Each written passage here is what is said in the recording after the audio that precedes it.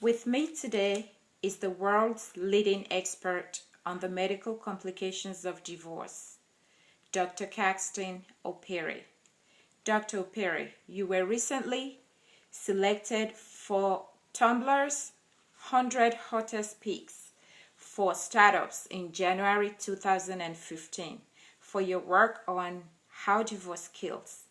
Doctor, can you tell us why divorced people have a higher risk of heart disease, strokes, and death, as you mentioned in your book, How Divorce Kills? The latest book actually is Divorce Medicine, How Toxic Relationships Affect Your Health, not the How Divorce Kills. That's an older edition. Okay. Now, yes, divorced people are at greater risk of strokes, heart attacks, and even death. Twice at greater risk for strokes, heart attacks, and death. You got to keep that number in mind.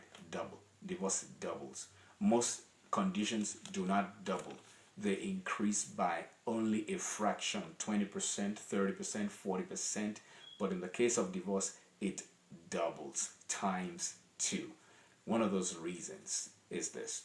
When a person is divorced, there's what's called stress and the ripple effect. In other words, the problems that led to the divorce itself, the problems associated with lawyers during the filing process. I call these things, and what happens after the divorce is finalized and people have to split property, split children, split cats and dogs, milk jars, fridge and cars. All those things are what I describe as a ripple effect. That's one side. That's pretty obvious. Externally, you can see that these people are going through a hell. Self-created, self-inflicted hell.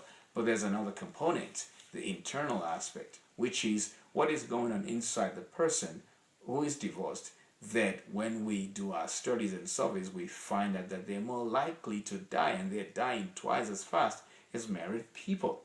The reason is simple. Let's take what I call the gash. Gash means a wound that's deep enough, could be life-threatening, very painful, and could get infected very easily and then lead to death all by itself. Okay?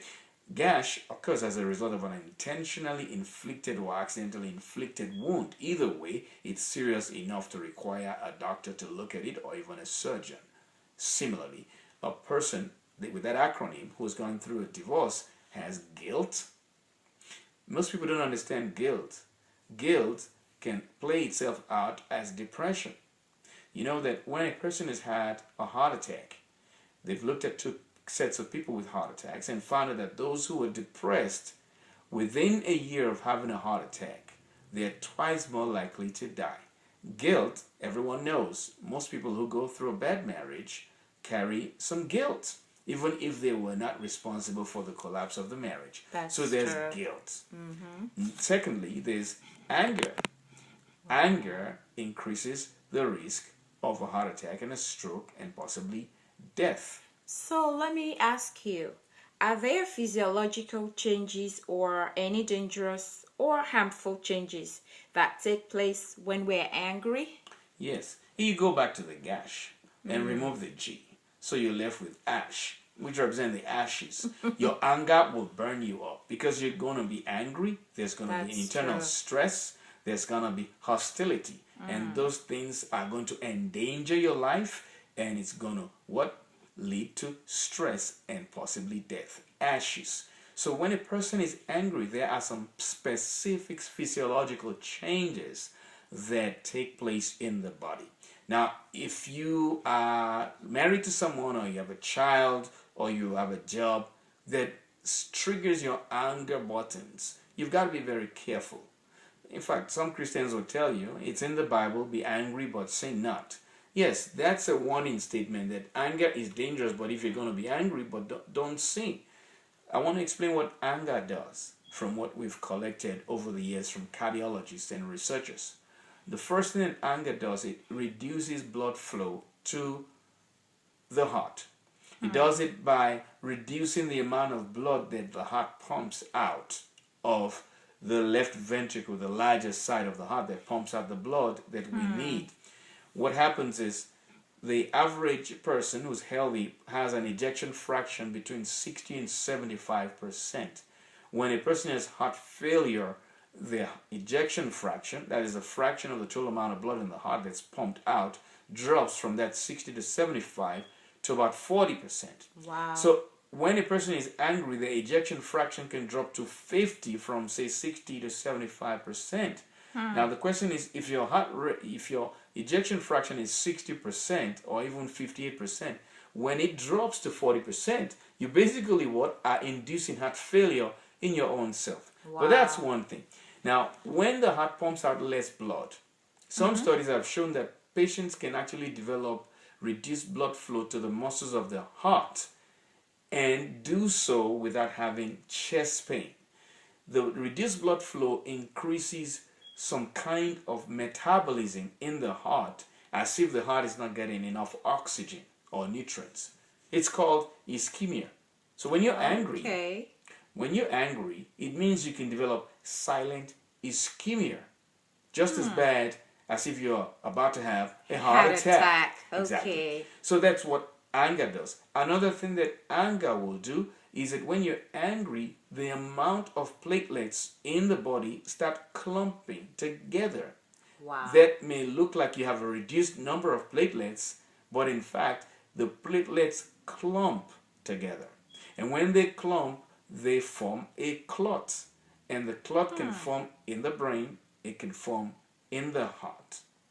That's one of the ways anger leads to. I'm going to share something else about how anger can trigger a stroke. But you can see very clearly from this picture that an episode of anger not only increases platelet addition and clumping, it can lead to a clot being formed, which could then lead to a heart attack or a stroke. Another thing that occurs when a person is angry is the blood vessels squeeze tighter. It's called vasoconstriction. Okay. Not only does vasoconstriction occur as a result of this epinephrine, which is released, here's another thing that happens. The blood vessels flowing and supplying blood to the heart, what happens to them? They constrict, but the blood flow, remember the ejection fraction is dropped, so the blood flow to the heart is now less. Wow. But not only that, when you're angry, your heart rate goes up. So when the heart is pumping faster, which is your heart rate going up, it actually needs more blood. But what's happening is that it's getting less and less blood. So you're more likely to have a heart attack. On top of that, your blood pressure rises. Wow. That is a killer. So all of these things combined, plus another major factor, which is called atrial fibrillation. People who are angry, they release hormones, epinephrine, and all this stuff that can alter the beating pattern for the heart, and it goes into what's called an arrhythmia. The Framingham study showed that people who have anger are more likely to develop atrial fibrillation, the number one reason why people have a stroke. Wow. That is something to think about. For those of us who are so quick to get angry when a fly passes in front of us. Absolutely. Wow. Thank you, Dr. Opere. Quickly tell us how we can get this book. You said your latest book is Divorce Medicine. Tell us quickly how we can get it. Yes. We can, if you go to my website, www.drcaxton.com or amazon.com. On Amazon, you'll find the book there, Divorce Medicine, How Toxic Relationships Affect Your Health. Just type in my name. I have a few books there. But if you want a lot more, you can go to www.drcaxton.com. You'll find a rich array of videos, and even this video is on that website. Thank you very much. Thank you, Dr. Opere. It's good to have you today.